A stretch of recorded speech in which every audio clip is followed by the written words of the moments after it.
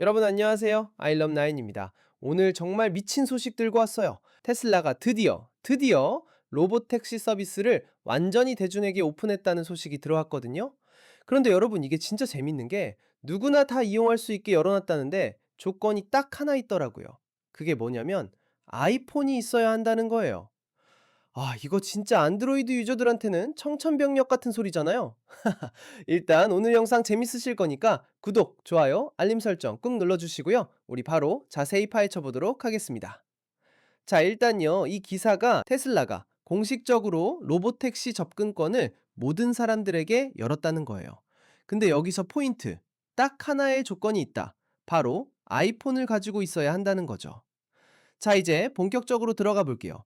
테슬라의 로보택시 서비스, 그리고 오스틴 지역에서의 서비스와 베이에리어에서의 라이드 헤일링 서비스가 오늘 공식적으로 대중에게 런칭됐어요.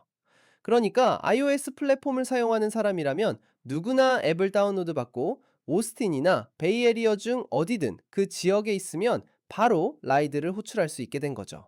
근데 여러분 이거 사실 완전 새로운 건 아니에요. 왜냐면 이 서비스가 이미 몇 달 동안 운영되고 있었거든요. 오스틴에서는 6월 말에 처음 시작됐고 베이에리어에서는 그로부터 약 한 달 뒤에 시작했어요. 그러니까 이미 여름부터 조용히 테스트하고 있었던 거죠.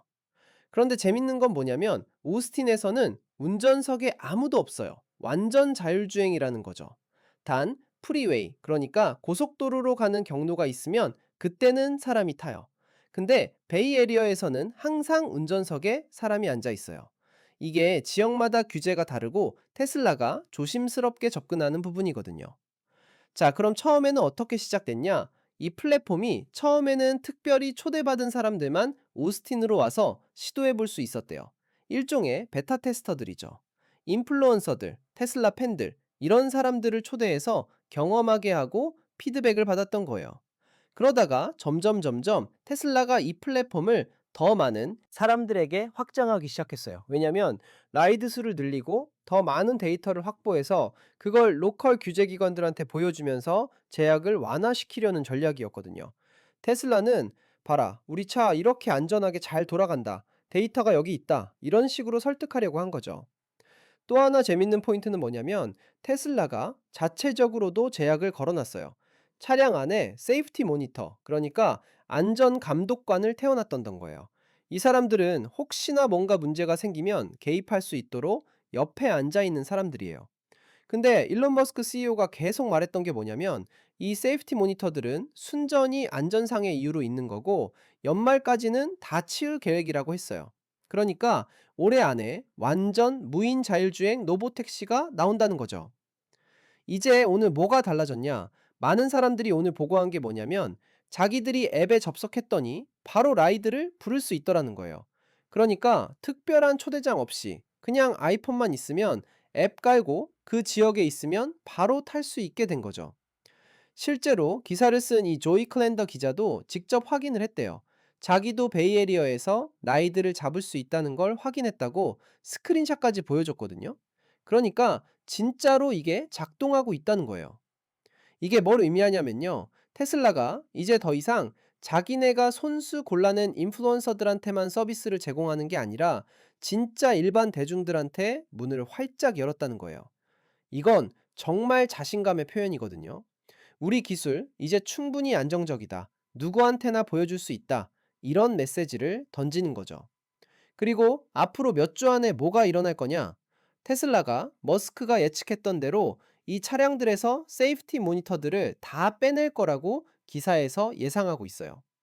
만약에 연말까지 정말 이걸 해낸다면 여러분, 이건 진짜 미친 속도예요. 로보택시를 런칭한 지 겨우 6개월 만에 완전 무인 자율주행 라이드를 가능하게 만든다는 거잖아요. 엄청나게 인상적인 성과죠. 생각해 보세요. 6월 말에 오스틴에서 시작했고 7월에 베이에리어로 확장했고 지금 11월에 대중에게 완전히 오픈하고 연말까지 세이프티 모니터까지 다 빼낸다? 이게 6개월 타임라인이에요. 이게 얼마나 빠른 전개인지 아시겠죠? 근데 여기서 진짜 핵심 이슈. 바로 아이폰만 된다는 거예요.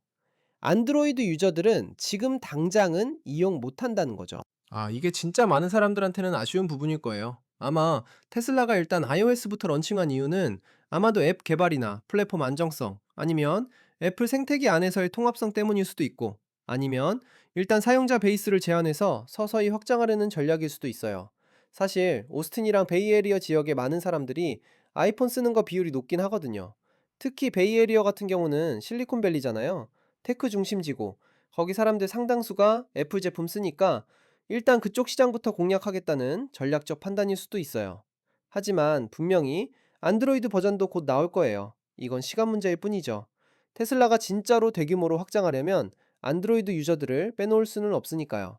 전 세계적으로 봤을 때 안드로이드 점유율이 훨씬 높잖아요. 그러니까 지금은 일단 iOS로 소프트 런칭을 하고 시스템 안정화시키고 피드백 받고 그 다음에 안드로이드로 확장하는 게 테슬라의 플랜일 거라고 저는 생각해요. 근데 여러분, 이게 단순히 앱 하나 출시한 것 이상의 의미가 있어요. 이건 자율주행 산업 전체에 엄청난 임팩트를 주는 사건이거든요. 왜냐면 지금까지 완전 자율주행 로보택시는 웨이모 같은 회사들이 아주 제한적인 지역에서만 조심조심 운영해왔어요. 근데 테슬라는 지금 이렇게 빠르게 대중화시키고 있는 거예요. 오스틴에서 운전석이 비어있는 차를 타본다는 건 정말 SF 영화에서나 나올 법한 경험이잖아요. 근데 이게 이제 현실이 된 거예요. 차가 알아서 와서 알아서 목적지까지 데려다 주고 알아서 다음 손님한테 가는 거죠. 이건 진짜 미래가 여기 와 있다는 느낌이에요. 그리고 베이에리어에서는 아직 운전석에 사람이 있긴 하지만 이것도 의미가 있어요. 왜냐면 베이에리어, 특히 샌프란시스코 같은 곳은 진짜 운전하기 까다로운 도시거든요. 언덕 많고 복잡한 교차로 많고 트래픽 엄청나고, 그런 환경에서도 테슬라의 FSD, Full Self Driving 시스템이 작동하고 있다는 건 기술적으로 엄청난 성취예요. 테슬라가 왜 이렇게 빨리 확장할 수 있느냐? 그건 바로 데이터 때문이에요. 테슬라는 전 세계에 몇백만 대의 차량이 돌아다니고 있고, 그 차들이 매일매일 엄청난 양의 주행 데이터를 수집하고 있어요. 이 데이터를 AI 시스템이 학습해서 계속 개선되는 거죠. 이게 테슬라의 가장 큰 강점이에요. 웨이모 같은 경우는 라이다 센서라는 비싼 장비를 써서 주변을 스캔하는 방식인데, 테슬라는 카메라만으로 비전 기반 시스템을 쓰거든요. 그러니까 비용도 훨씬 저렴하고 스케일업 하기도 훨씬 쉬운 거예요. 물론 기술적인 난이도는 더 높지만 테슬라가 이걸 해내고 있는 거죠. 이제 앞으로 뭐가 기대되냐? 일단 연말까지 세이프티 모니터가 빠지면 오스틴에서는 완전히 무인 로보택시가 거리를 돌아다니게 돼요. 이게 성공적으로 정착되면 테슬라는 다른 도시로도 빠르게 확장할 거예요. 라스베이거스, 마이애미, 로스앤젤레스, 이런 대도시들로요. 그리고 장기적으로는 테슬라가 자기네 차주들한테도 로보택시 플랫폼을 열어줄 계획이에요. 그러니까 여러분이 테슬라 차를 가지고 있으면 안 쓸 때 그 차를 로보택시로 돌려서 돈을 벌 수 있게 되는 거죠. 이게 일론 머스크가 계속 말해왔던 비전이거든요. 모든 테슬라가 로보택시가 될 수 있다는 거요. 상상해 보세요. 여러분이 회사가 있는 동안 여러분 차가 알아서 돌아다니면서 사람들 태우고 돈 벌고, 퇴근할 때쯤 다시 회사 앞으로 와서 여러분 데리러 오는 거예요. 이게 테슬라가 그리는 미래예요. 차가 단순히 비용이 아니라 수익을 창출하는 자산이 되는 거죠. 물론 아직 해결해야 할 과제들도 많아요. 안전성이 최우선이고, 규제 문제도 있고, 보험 문제도 있고. 근데 테슬라가 지금 보여주고 있는 속도를 보면 이런 것들도 생각보다 빨리 해결될 수 있을 것 같아요. 그리고 경쟁도 치열해지고 있죠. 웨이모는 이미 샌프란시스코, 로스앤젤레스, 피닉스에서 완전 무인 서비스를 하고 있고, 크루즈도 다시 재도전하려고 하고 있고, 중국에는 바이두 같은 회사들이 로보택시 사업을 엄청나게 공격적으로 확장하고 있어요. 이게 진짜 글로벌 경쟁이 되고 있는 거죠. 근데 테슬라의 강점은 뭐냐면 이미 차를 만들고 파는 회사라는 거예요. 그러니까 하드웨어와 소프트웨어를 모두 컨트롤할 수 있고 수직 계열화가 되어 있어요. 이게 엄청난 경쟁 우위예요. 또 하나 재밌는 건 이게 테슬라의 비즈니스 모델 자체를 바꾸는 거예요. 지금까지는 차를 한 대 팔면 그걸로 끝이었잖아요. 근데 로보택시는 반복적인 수익, 리커링, 레버뉴를 만들어내요. 그러니까 테슬라가 하드웨어 회사에서 소프트웨어 서비스 회사로 전환하는 거죠. 이게 얼마나 큰 변화인지 아시겠죠? 투자자들도 이 부분을 엄청 주목하고 있어요. 월스트리트 애널리스트들은 로보택시 사업이 성공하면 테슬라 기업 가치가 몇 조 달러까지 올라갈 수 있다고 예측하고 있거든요. 지금도 테슬라 주가가 이 기대감 때문에 높게 유지되고 있는 거고요. 자, 그럼 정리를 해볼게요. 오늘 테슬라가 로보택시 서비스를 대중에게 완전히 오픈했어요. 누구나 이용할 수 있는데 단 하나의 조건, 아이폰이 있어야 해요. 오스틴에서는 운전석이 비어 있는 완전 자유주행이고, 베이에리어에서는 아직 운전석에 사람이 있어요. 이 서비스는 6월 말부터 시작됐고, 처음엔 초대받은 사람들만 이용할 수 있었는데 이제 완전히 공개된 거예요. 그리고 연말까지는 세이프티 모니터도 다 빼낼 계획이라고 해요.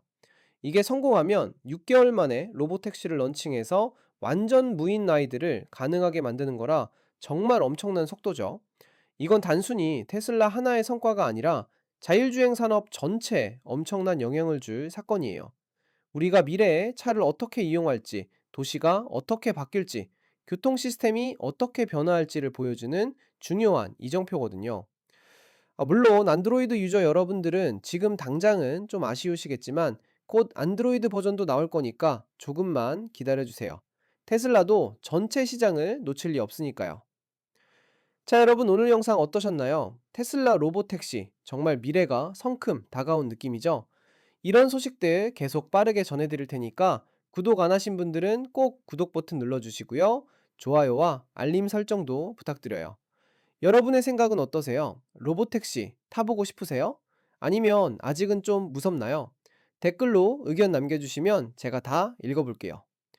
그럼 아이러브 나인은 다음에 더 재밌는 소식으로 찾아뵐게요. 여러분, 오늘도 좋은 하루 보내시고요. 안녕.